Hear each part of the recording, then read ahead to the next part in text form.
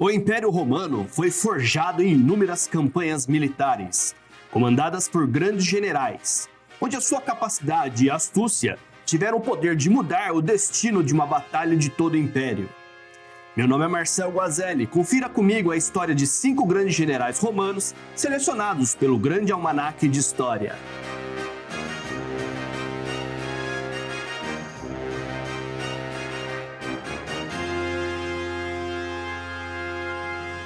Júlio César. A carreira de César é simplesmente inigualável.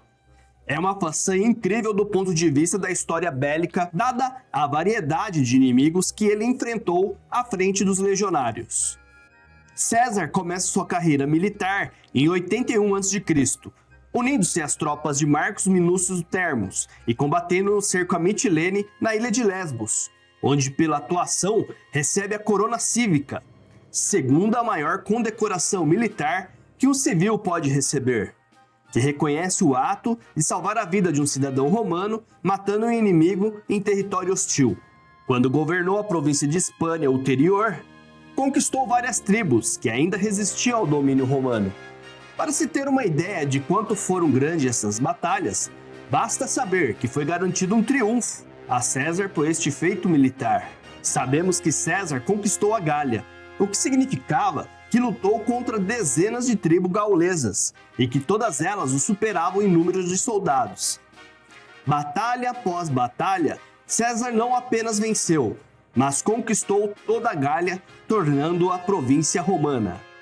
Ele também lutou contra inúmeras invasões germânicas contra a Gália, cada uma das quais superava seu próprio exército também. Entre 55 e 54 a.C., invadiu também a Grã-Bretanha e derrotou os celtas em várias batalhas, estabelecendo reinos clientes e tributários a Roma. Na Guerra Civil, ele então derrotou legiões romanas, o que nos leva a concluir que ele não vencia por suas tropas serem superiores em tecnologia ou equipamento. Ele vence primeiramente os romanos na Hispânia, depois derrotou outra legião romana em Dyrrachium, na atual Albânia, comandadas pelo lendário e experiente Pompeu Magno, que tinha na ocasião o dobro de soldados. César finaliza em Fársalos, interior da Grécia, novamente com menos tropas e cavalaria, que infringe uma derrota decisiva ao grande Pompeu. Ele foi atrás de Pompeu no Egito, onde acaba envolvido com a disputa de poder entre Ptolomeu XIII e Cleópatra. Atacado por tropas e até pela população egípcia, César coloca Cleópatra no poder, o que transforma o Egito em um reino cliente de Roma. Depois, César parte para a Numídia e então derrotou outro exército romano no norte da África, onde derrota vários generais veteranos, juntamente com a tropa do rei Jubá, que era o rei da Numídia, que continha mais de 60 elefantes. E por último, César lutou contra seu ex-melhor amigo e grande veterano da Guerra da Gália, Labienus, lá na Espanha, e mesmo estando com menos soldados, venceu novamente.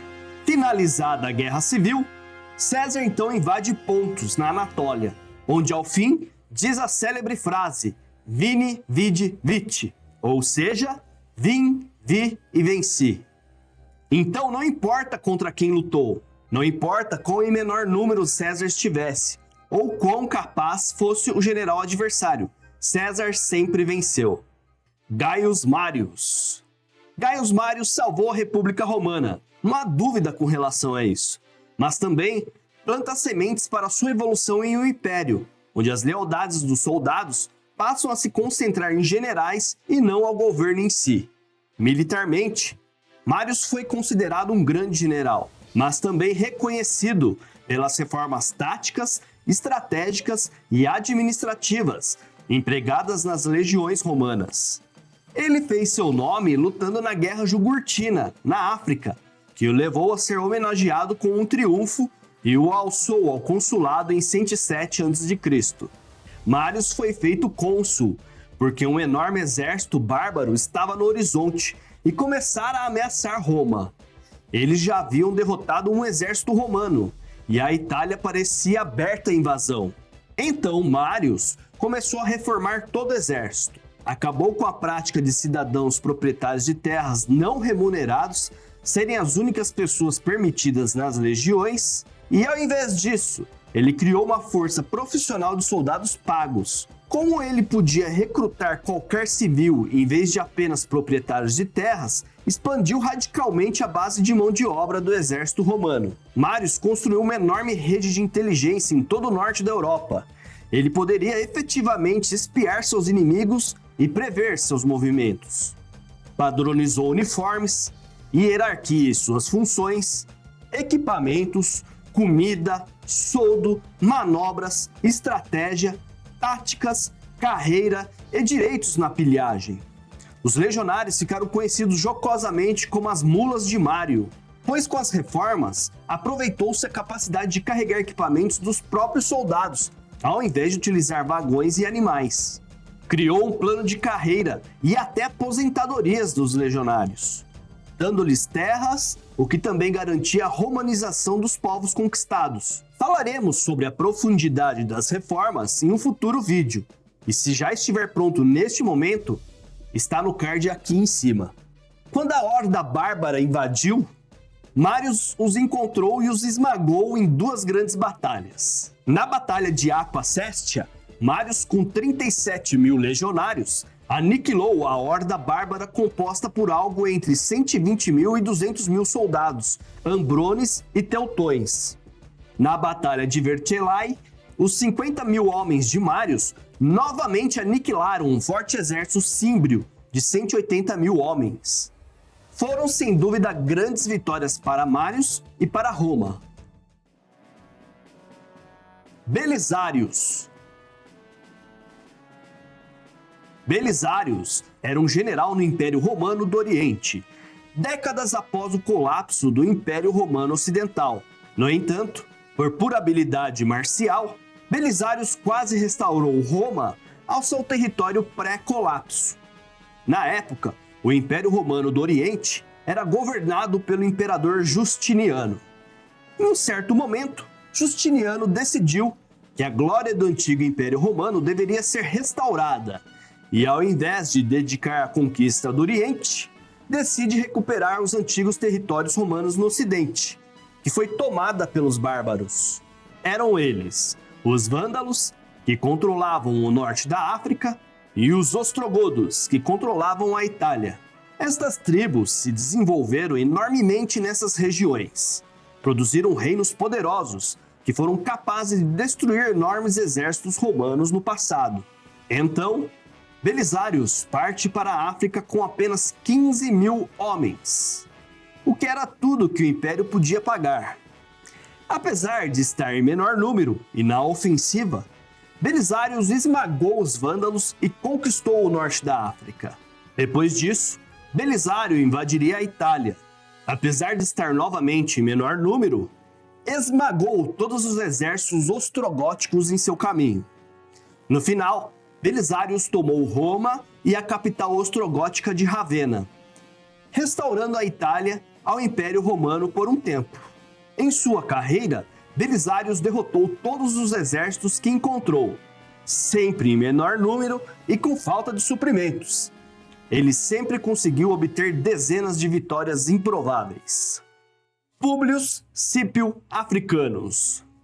Apesar de ser um grande general, vencedor de várias batalhas, Scipio é geralmente lembrado por uma batalha em particular, a Batalha de Zama contra Cartago.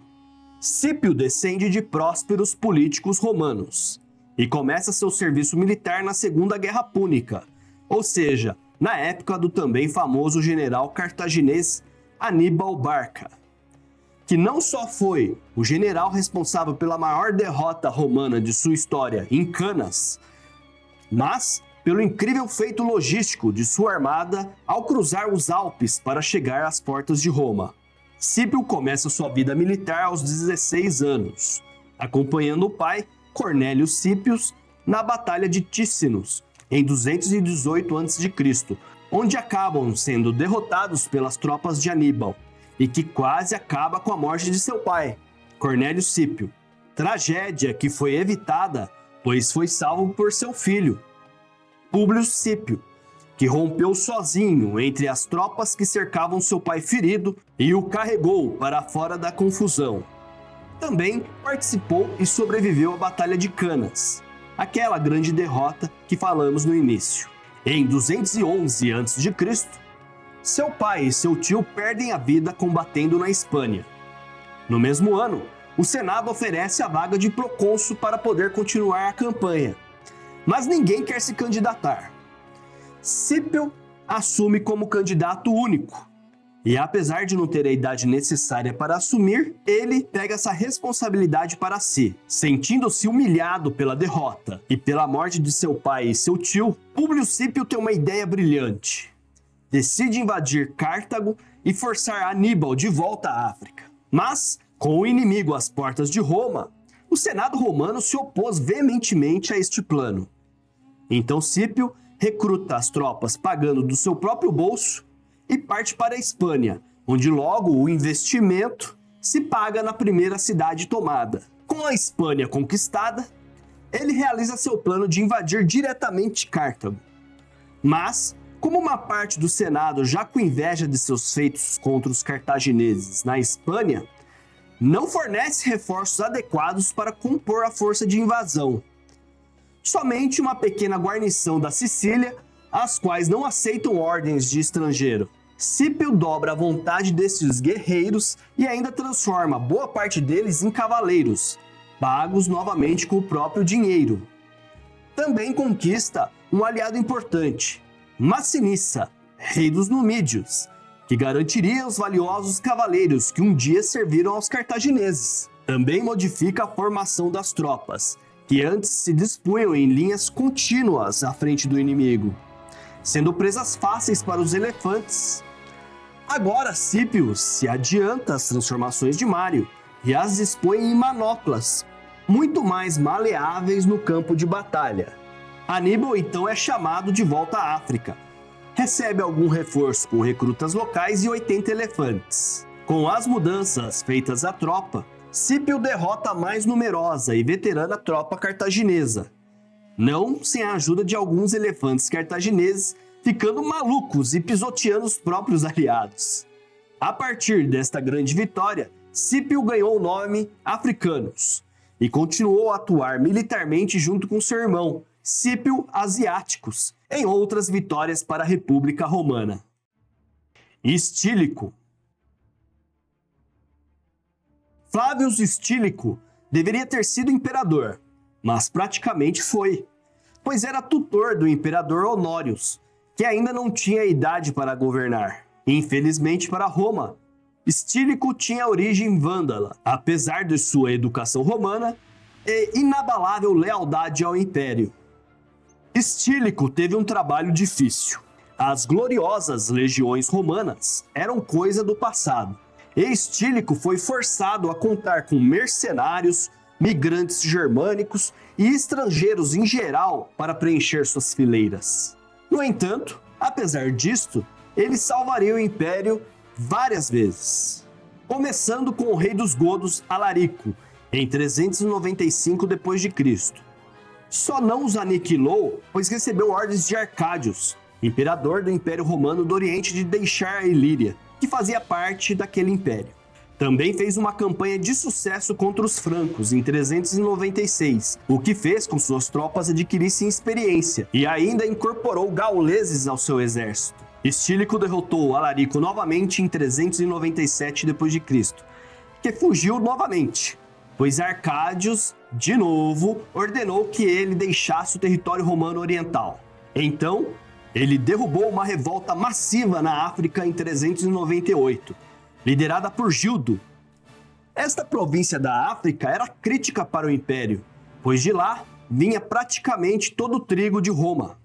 Gildo era Magister Utriusque Milita per Africam, ou seja, o comandante de todas as tropas da África.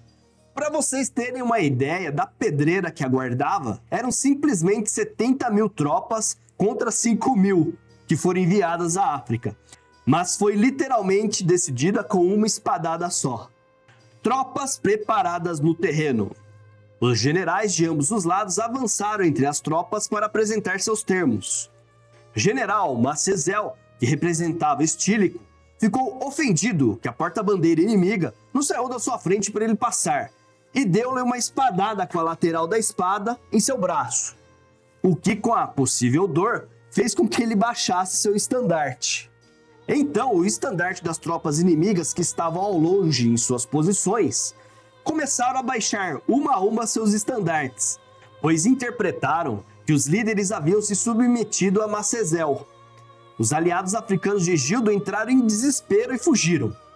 O próprio Gildo tentou fugir para o Império do Oriente se lançando ao mar, mas foi pego por um vento contrário e foi levado de volta à costa, ao qual foi flagrado pelos habitantes que o levaram para a prisão, e lá ele se matou enforcado. Estílico derrotou Alarico novamente em 401, que havia reunido tropas vândalas e alanas e sitiaram Mediolano, que é a atual Milan, para quem não sabe, que era a capital do Império Romano do Ocidente na época. Estílico manda um destacamento em socorro ao imperador em Mediolano, porém segue com a tropa principal na possível rota de fuga de Alarico, que resulta na Batalha de Pollentia, onde Estílico arrasa Alarico novamente, a ponto de capturar o acampamento e a esposa de Alarico. Alarico foge com sua guarda principal, abandonando seus aliados, esposas, todos da própria sorte, mas é interceptado em Verona, onde em uma batalha Estílico infringe um golpe final às tropas de Alarico, aniquilando-a. Alarico então foge entre as montanhas para fora do território do Império Romano. Estílico derrotou também uma enorme invasão gótica em 405. Radagaisus, rei dos godos do Danúbio, invade o norte da Itália. Nesta época, conflitos na corte do imperador enfraqueceram Estílico, que mal conseguiu reunir tropas. Teve de alistar antigos inimigos, como hunos e alanos, e até mesmo empregando escravos em troca de libertação. Radagaisus inicia sua campanha militar com um cerco à Florença, e é surpreendido pelas forças de Estílico, que instaura o pânico no inimigo e que acabou tudo em um massacre, resultando em 12.000 escravos gerados somente nesta batalha. Estílico salvou Roma, o Império e até o Imperador. Mas como sempre estava empenhado em suas atividades militares, o que fez com que ele diminuísse as atividades na corte e de fazer política, o que resultou na perda de prestígio junto ao Imperador, que condenou Estílico à morte.